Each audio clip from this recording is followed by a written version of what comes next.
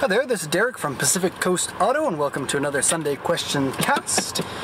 This Sunday Question Cast, we're recording on a Thursday, as we usually do, and today is the first day before the vacation. I'm actually taking a vacation for the first time in about 6 years since we started this company. So very excited about that, and I'm going to be driving a Honda NSX in 2 days and an FD RX-7. So very excited about that. And actually that's going to be happening the day before I post this video, and so don't forget to check that out. It's going to be on my regular channel. My regular channel link is in the description to this video, so check that out. It's going to be really fun. I'm going to talk about how I like driving the car, and I've always wanted to drive both of those cars. We're going to be renting the cars from a company called Fun to Drive, and so if you're in Japan and you want to rent a car, you can actually rent these cars with just an international driver's license, so check that out. Okay, so here we go into the Sunday Question Cast. This is my fourth time trying to record this because I've had some problems with driving while I've been answering the questions, and so unfortunately this is going to be a little bit faster per question than it usually is because I don't have very much more time left. So let's jump right into it. Miles Dirty Swag says, in Epica's coming, you said that your car is trashy. Well then, why not get a new car from the auction and make a vlog about your auction trip? Yep, I'm going to buy a new car pretty soon, and then I just don't know when it's going to be. I've got a new addition to the family coming in 2.5 months, and we need an extra seat for a car seat at that time. So we're going to be buying probably a Mercedes V-Class. But I'm not 100% set on that car yet. We need something with enough seats, and so we'll see. Will I make a video of it? Oh, probably. And we'll see. If there is a video, it's either going to be on this channel or my main one, and so check that out. The Squall says, Japanese cars were limited to 280 horsepower or thereabouts. Why was this? Okay, yeah, Japanese cars used to be limited to 280 horsepower. Nowadays, they're not. I mean, the R35 GTR is 450 to 500-ish horsepower, depending on the model. And so, yeah, 280 used to be a lot. This was back in the days where your 130 horsepower Celica was pretty quick. And so 280, like the Skyline GTR, RX-7, Lancer Evolution, Impreza STI, they all said they have 280 horsepower, but, you know, it's a bit of a lie, especially when you look at the Impreza. Impreza has a 2-liter twin-cam turbo, 280 horsepower, right? The 22B is a 2.2 with a faster engine, and it also has 280. I find that a little bit hard to believe, and so usually the Japanese would underrate their cars. What was this agreement? Well, here's something that I have Okay, so they say that this is a gentleman's agreement, but gentleman's agreement is a Japanese gentle way of saying collusion, and collusion is generally illegal. And so that's why you always hear in the news Japanese companies getting into trouble, because these gentlemen's agreements are completely legal in Japan, like competitors getting together and saying, hey, let's all charge the same price for this part, and then you get that contract and I get this contract. And this is bad for everybody. But in the case of the 280 horsepower cap, you can say that there's pluses and minuses to that. But nowadays, where you have a 707 horsepower Hellcat as, you know, a car you can buy for 60 grand, horsepower 280 is what your Camry has. So, not good enough anymore. I'm glad that it's gone and we can see higher horsepowers, but to be 100% honest, more than 280 horsepower is more than I would like to have on a street car. So there is that. And what's up with the Bosozoku style with cars and car culture in Japan? Are they even street legal? Haha! Bosozoku is mostly about the bikes. It's the annoying bikes that go wah, wah, wah, wah, wah, wah, and like groups of 50 of them at like 4 o'clock in the morning and wake everyone up in the neighborhood. But people have attached that name onto the style of tuning cars, which is slammed low to the ground with what looks like cardboard body kits, and they're made to look like 1970s and 1980s GT cars from Japan touring car championships. they look really insane, and a lot of foreigners are really interested in this just for the WTF factor. It is really wild and outstanding. But the thing is, those cars don't really exist that much. Like, you can drive around for a year and only see one of them on the road. A lot of those cars aren't legal, and they only put on temp plates to get to the car shows or wherever they're going, racetrack if they want to go show off. Some of them are street legal, but here in Japan you need to get your car tested at the inspection facility every 2 years, and a lot of those cars just wouldn't pass. And so the people who drive them regularly know that every 2 years you have to unmodify some things on your car and then put them back on. And for some people this is reasonable. The same thing happens with lifted cars as well, because you can't have more than a certain size lift depending on your prefecture.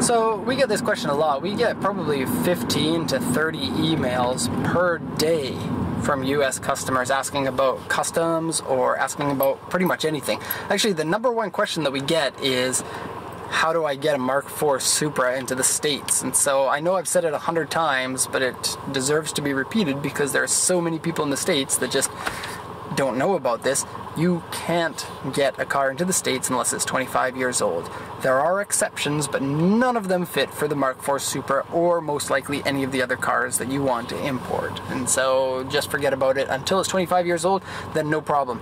So what paperwork do you need? Well, it's complicated, and it's complicated because that's the custom broker's job to do that.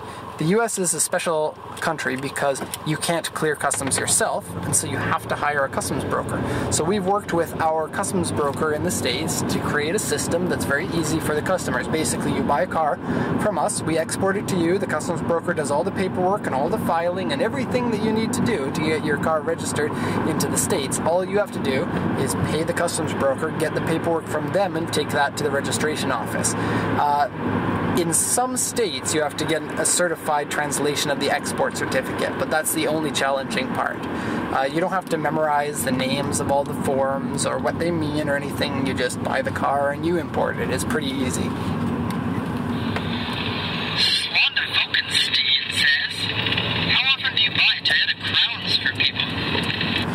First off, great screen name. It took me a while to just try to pronounce that right. And that's an easy question too. We've only sold one Toyota Crown, which is really a shame because the Toyota Crown is an excellent car. It's Toyota's flagship car in Japan, their most expensive car except for the Toyota Century, which is a V12 luxury, super awesome sedan. If you don't know about that, check it out. But the Crown is awesome. More people need to buy them. They're 4-liter V8s. You can also get them in 2.5-liter, inline 6-cylinder. Might even be a 2JZ without the turbo. I don't know. But yeah, good car. Not a lot of people buy them because the looks are pretty restrained. They're a car that's common to own if you're a wealthy old person. And so, yeah, good car. We don't sell them very much though. They only come in automatic transmission, sadly.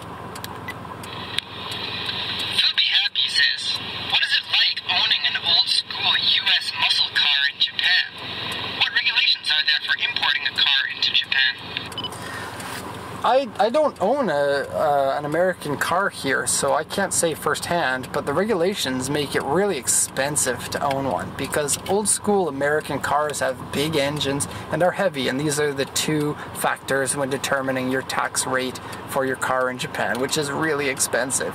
And so, if you own an American car, you're going to be paying through the nose for that car. And so the appeal is limited. Also, take into consideration that a lot of the roads are really narrow, and because it's such a hilly, mountainous country, a lot of the roads are really twisty-turny. And those kind of cars don't like driving on the twisty-turny roads. And so the appeal for them just really isn't there. Now, there are some people that really like American muscle cars, and I don't blame them because they are pretty awesome. And so when you go to car meets and whatnot, then you see these cars. It's good to see them. Owning them is a little bit expensive, and so really you kind of have to be pretty rich in order to own one of these. Also, gasoline tends to be pretty expensive here compared to the US. I'm driving by it right now. Premium fuel right now is 145 yen per liter, which is really low compared to what it was last year at this time at 180. But fuel's really gone down a lot in the last year. Oh, is it easy to import a car to Japan? Yeah, pretty easy. Basically, any car from any country can come here. You pay $500 and then you put it through the inspection. So it really couldn't be easier. And that's why we see so many gray market vehicles here. A username no one wants says, I'm not sure if you've answered this already, but what are your thoughts on gray market cars? Whoa, okay, so we were just talking about gray market cars, and the person who asked this question made a bit of a mistake. You see, a gray market car is a car that is from another market that's brought into your market 100% legally. And so if you subscribe to my regular channel, we just put up a video for Mercedes V-Class camping car. This car was never sold in Japan, but this was sold in the UK and then legally imported into Japan. That's what a gray market vehicle is. This person is referring to black market vehicles, which are illegally imported into your country. And so let's just finish up the question here, and then I'll answer it. Cars that aren't federally legal would have been imported correctly with their taxes paid and past customs and registered in a lenient state like Florida, for example. Okay, so these cars aren't legal. They aren't legally imported. The taxes are paid on them, but the taxes are paid on them, and the paperwork says 240SX, when really it's like an S15 Silvia. And so there are lots of different ways that these illegal people import their illegal cars, and one can only question why a state like Florida has more illegal cars by a factor of 100 to 1 than any other state. And so maybe someone at the DMV is taking bribes under the table, but that's Florida's problem. These cars are illegal. This isn't a state level thing, this is a federal thing, and so the cars can't be imported into the states, and the ones that are imported not legally. So what is my take on this? We don't deal in illegal things whatsoever, and I despise anything that falls in the category of dishonest, antitrust, or illegal. And as much as I hate the regulations in the States, I also really hate people who do illegal things. And so that's my take on it. Danny Crash Test says, do you get more street cred if you have a German or an American car in Japan? And what do girls think of car guys in Japan? Probably German cars are much better accepted than American cars here. There are very few American cars in Japan. There are lots of German cars in Japan.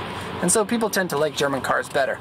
BMW M3 is really popular. The E30 M3s are super expensive. Pretty much anything from Europe gets you street cred, I guess in the right circles, right? And so some people will appreciate American, some people German, but for the sake of this question, it's going to be a broad answer, and I would say overall German gets you more street cred.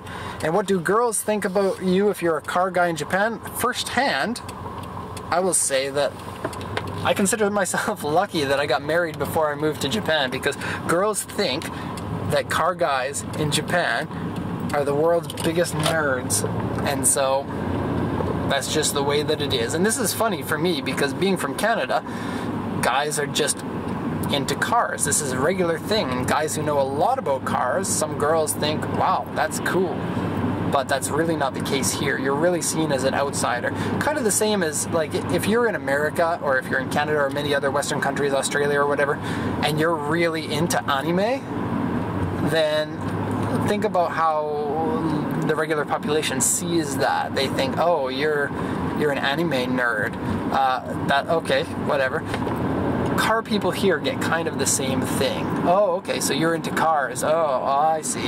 You spend all of your money on useless stuff like that. So that's the way that it is. The exception is if there's a girl that's into nerdy cars here in Japan, and then in that case you're really lucky. My wife, she kind of scammed me there. Until we got married, she was always interested in talking about cars, and nowadays, nowadays she's really not into talking about them anymore. So there is that. So be careful. Final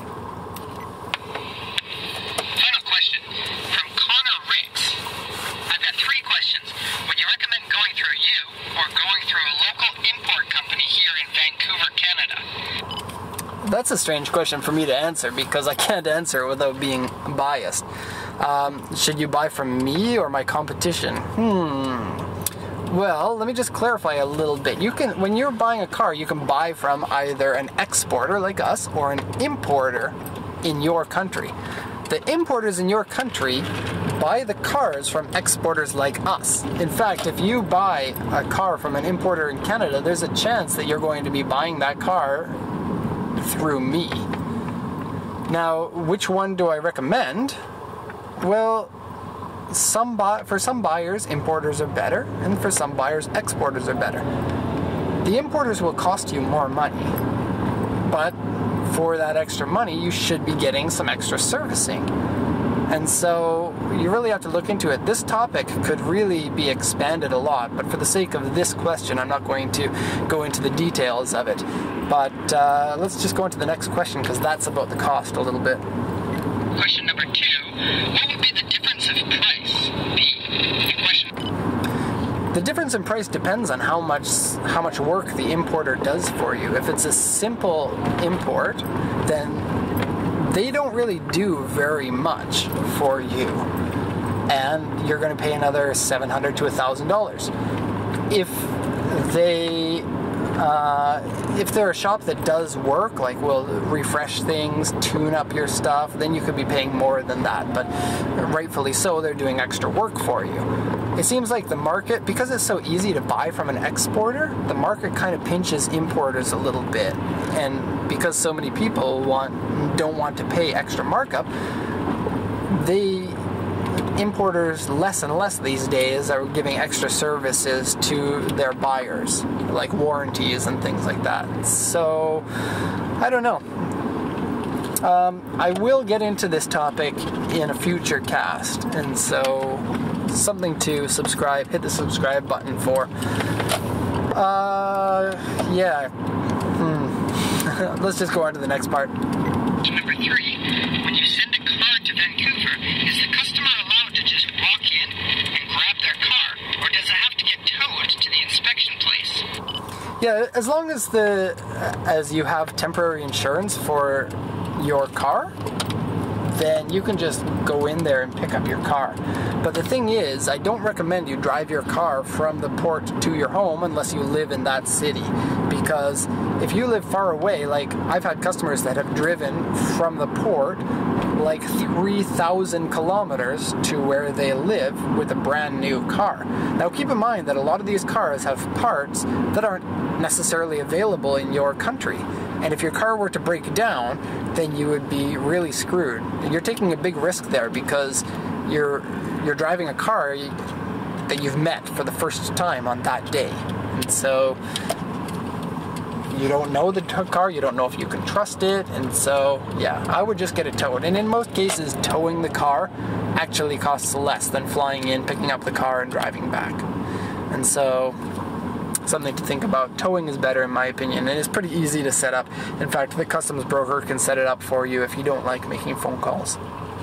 Okay, so that's going to be the end of the cast. Thank you everybody for a successful cast. 4th time trying to record it. My goodness. I need to have a coffee next time before I do these casts. I've got Mountain Dew this time actually, but I haven't been drinking it. 130 yen for this, by the way. Check out my other video for the NSX because that's going to be exciting. Subscribe to this channel, subscribe to my regular channel, and post comments downstairs, down in the below comments section, and I'm going to get to them next week. And thank you everyone for making this channel work for me. So that's going to be the end of the video. Thanks a lot for watching and have a good day.